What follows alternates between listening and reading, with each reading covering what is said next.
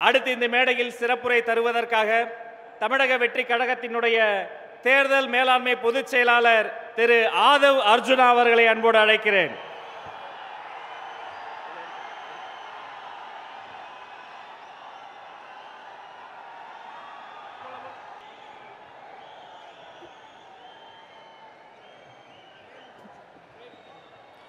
தெய்வத்தால் ஆகாது எனினும் முயற்சி தன் மெய் வருத்த கூலி தரும்.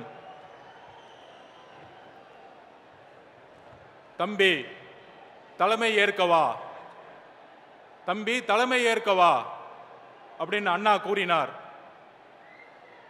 1967 எப்படி அண்ணா வந்து தம்பிகளை பார்த்து தம்பி தலைமை ஏற்கவா என்று அண்ணா தன்னுடைய தம்பிகளுக்கும் இளைஞர்களுக்கும் கூறினாரோ, அதே போல இந்த மதுரை மண்ணில், இந்த பாண்டிய நாட்டில் தமிழகத்தின் குரலாக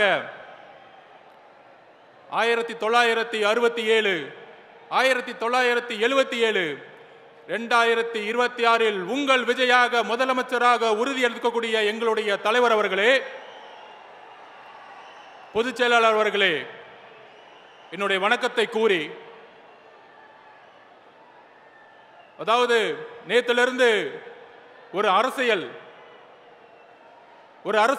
அரசியல் கருத்துரை தமிழகத்தில் எல்லா மீடியாலையும் உருவானது, மக்கள் மனதில் உருவானது. கொள்கை தலைவரா 5 தலைவர்களை உறுதிப்படுத்தி கட்சியை வழிநடத்தக்கூடிய இந்த நேரத்தில் எதற்கு மாநாடுடைய முகப்புரையில் அறிஞர் அண்ணாவையும் புரட்சி தலைவர் எம்ஜிஆர் அவர்களையும் ஏன் மாநாடுடைய முகப்புரையில் தலைவர் விஜய் அவர்கள் கொண்டு வந்தாருங்கிற ஒரு பெரிய விவாதம் உருவானது. அந்த விவாதத்தின் பதிலை நாங்கள் கூறுகிறோம். 1967 அண்ணா உருவாக்கிய சமூக நீதிக்கான அரசு எல்லோருக்கும் சமமான அரசு. திராவிடம் என்றால் எல்லோருக்கும் சமமான, எல்லா சாதியும் எல்லா மதமும் தமிழ்நாட்டில் சமத்துவத்தை நோக்கிய ஒரு அரசியலையும், இளைஞர்களுக்கான அரசியலையும், ஊழலற்ற ஒரு அரசியலையும், சிறுபான்மைகளுக்கான ஒரு அரசியலையும், எல்லா மதங்களுக்கும் எல்லா சாதிகளுக்கும் ஒரு அரசியலை உருவாக்கினார். அதுதான் திராவிடம். அந்த திராவிடத்தை வழிவந்து கலைஞர் கருணாநிதி அவர்களும் புரட்சி தலைவர் எம்ஜிஆர் அவர்களும் 1971 தேர்தலை எதிர்கொண்டார்கள்.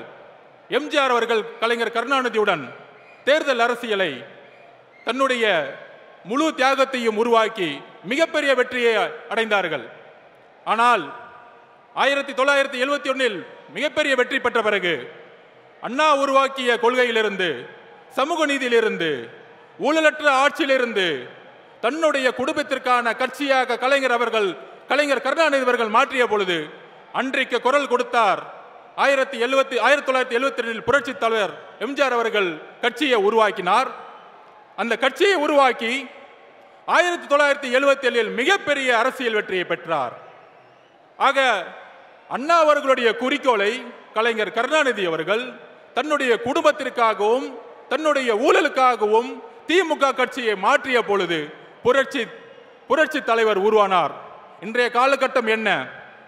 இன்றைக்கு தமிழகத்தை ஆண்டு கொண்டிருக்கின்ற திரு மு க ஸ்டாலின், முதலமைச்சர் திரு மு க ஸ்டாலின் அவர்கள் தன்னுடைய தந்தையிடமிருந்து ஒரு பாடத்தை கத்துக்கிட்டாரு. என்ன பாடம்? திரு கலைஞர் கருணாநிதி அவர்கள் தன்னை சுத்தி இருக்கக்கூடிய ஒரு 10 குடும்பத்துக்கும் சேர்த்து ஒரு மிகப்பெரிய ஊழல் சாம்ராஜ்யம் உருவாக்கினார். ஆனா இன்னைக்கு மாண்புமிகு முதலமைச்சர் அவர்கள் அந்த 10 குடும்பத்தை ஒழிச்சு தன்னுடைய 2 குடும்பம், தன்னுடைய மருமகன், தன்னுடைய மகன் என்கின்ற ஒரு குடும்பமாக ஊழலை உருவாக்கி இன்னைக்கு ஒரு அரசியலை உருவாக்கி சமூக நீதியை மறந்து, அதாவது தமிழகத்தில் முதல் முதல்ல ஒரு அமெண்ட்மெண்ட் கொண்டு வந்தாங்க சோசியல் ஜஸ்டிஸ்க்காக. ஆனா இன்னைக்கு சாதிவாதி கணக்கெடுப்பு நடத்த மாட்டாரு. ஏன்னா அதுதான் பிஜேபியோடைய ஒரு உறவு. அதுக்கப்புறம் இன்னைக்கு ஊழல் மட்டுமே இருக்கக்கூடிய திரு முதல்வர் அவர்கள் சமூக நீதியை மறந்தாரு, சாதி அரசியலை உருவாக்கினாரு, ஊழலை உருவாக்கினாரு. இன்னைக்கு மதுரை மண்ணில் இருக்கக்கூடிய அமைச்சர் மூர்த்தி இருக்கிறாரு, இந்த மாநாட்டிற்கு எத்தனை தடைகளை உருவாக்கினார் தெரியுமா? அத்தனை தடைகளும் உடைச்சு இங்க நின்னுக்கிற கூட்டம் தான் நம்மளுடைய தமிழக வெற்றி கழகத்துடைய கூட்டம். இந்த மதுரை மண்ணிலிருந்து சொல்லின, இந்த மதுரை மண்ணுடைய பிடி பழனிவேல் தியாகராஜன் சொன்னார், இந்த ஆட்சிக்கு வந்தவன மருமகனும் மகனும் மிகப்பெரிய ஊழலை செஞ்சுட்டாங்கப்பா. அப்படி சொன்ன உண்மைக்காக இன்னைக்கு அமைச்சரவையிலிருந்து ஓரம் கட்டப்பட்டாரு. ஆனா இன்னைக்கு யாரு இருக்கா? இந்த மதுரை மண்ணிலிருந்து மூர்த்தி இருக்கிறார். மூர்த்தி என்ன சமூக நீதி காவலரா? ஏன் ஒட்டுமொத்த ஊழலையும் குடும்பத்துக்கு கொடுக்கக்கூடிய ஒரு அமைச்சர்களை தான் உருவாக்கி இருக்கிறாங்க. அப்படி ஒரு அரசியலை இருக்கக்கூடிய நேரத்தில் திரு அண்ணா அவர்களுடைய குறிக்கோளை நிறைவேற்றாத மாண்புமிகு முதலமைச்சர் மு.க.ஸ்டாலின் அவர்கள் அவருடைய திமுக என்றைக்கோ திமுகவுடைய அண்ணா அவர்களுடைய குறிக்கோள் இருந்து விலகிட்டார். அப்ப விலகும் பொழுது யார் அண்ணாவுடைய கொள்கைகளை இன்றைக்கு கடைபிடிக்க முடியும், நிர்வாகத்தில் கொண்டு வர முடியும்? ஒரே தலைவர், எங்களுடைய தலைவர் அவர்கள் தான்.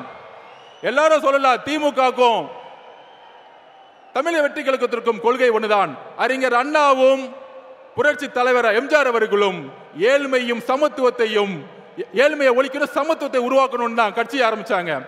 அதுக்கப்புறம் இன்னைக்கு அதிமுக எந்த நிலைமையில இருக்கு? அண்ணா அவர்களுடைய குறிக்கோள் வந்து திரு மு.க.ஸ்டாலின் அவர்கள் விலகிட்டாரு. ஆனா புரட்சி தலைவர் எம்ஜிஆர் அவர்கள் உருவாக்கிய கொள்கை, அதை வழிநடத்திய அம்மா ஜெயலலிதா அவர்களுடைய கொள்கையிலிருந்து தடமாறி இன்னைக்கு பிஜேபியோட உறவு வச்சுக்கிட்டு தமிழகத்தில் பிஜேபியை இன்னைக்கு பின்புற வாசல் வழியாக அதிகாரத்தை அடைகிறதுக்கு அதிமுகவுடைய இன்றைய தலைமை எல்லா முயற்சிகளும் செஞ்சிட்டு இருக்கு. அப்படி இருக்கும் பொழுது நாங்கள் உறுதியாக கூறுகிறோம், அறிஞர் அண்ணாவுடைய கொள்கைகளையும் புரட்சி தலைவர் எம்ஜிஆர் அவர்களுடைய கொள்கைகளையும் உள்வாங்கி அதை அரசியல் வெற்றியாக மாற்றி 2026 மிகப்பெரிய இளைஞர் புரட்சியை உருவாக்கி தலைவர் விஜய் அவர்கள் முதல்வராக உருவாகி அந்த கொள்கையை நிறைவேற்றக்கூடிய வலிமை எங்களுடைய தலைவர்களுக்கும் தமிழக வெற்றி கழகத்திற்கு மட்டும்தான் இருக்கிறது. இதற்கு தான் எங்களுடைய பதில். இன்றைக்கு பிஜேபி எந்த அளவிற்கு பின்புற வாசல் வழியாக இல்ல, முன்புற வாசல் வழியாக, நேற்று கருப்பு சட்டம் 30 நாள்ல ஒரு குற்றச்சாட்டுனா ரிசைன் பண்ண சொல்றாங்க. அந்த அளவிற்கு கருப்பு சட்டத்தை மாநில சுயாட்சிக்கு எதிராக பிஜேபி தன்னுடைய கொள்கைகளை உள்வாங்கி கொண்டிருக்கிறது. அண்ணா 1967 அண்ணா அவர்கள் கூறியது போல, தலைவர் அவர்களே தம்பிங்களை அலையுங்கள், தம்பி தலைமை ஏற்கவா, மன்னராட்சியை ஒழிக்க தம்பி தலைமை ஏற்கவா, மதுரை மண்ணிலிருந்து புறப்படுவோம், மதுரையை எப்படி பாண்டிய மன்னர்கள் மக்களுக்கான ஒரு அரசை உருவாக்கினாரோ அப்படி ஒரு அண்ணா அவர்களை கூறியதை போல ஏழைகளுக்கான அரசாக, ஒரு நேர்மையான அரசாக உருவாக்க எங்கள் தலைவரை நாங்கள் அழைக்கிறோம். தம்பி வா, தலைமை ஏற்கவா. நன்றி, வணக்கம்.